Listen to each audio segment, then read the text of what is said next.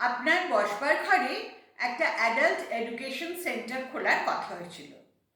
Adult education centre মানে প্রাপ্তবয়স্কদের লিগা। এই চিহ্ন তো আজকাল সর্বত্রই দেখা যায়। চিহ্ন? কিরকম চিহ্ন? কেন? ওই একটা বড় হাতের এ আর তার চারিদিক দিয়ে একটা গোল। তো ওই গোল লইয়াই তো যত গোলমাল।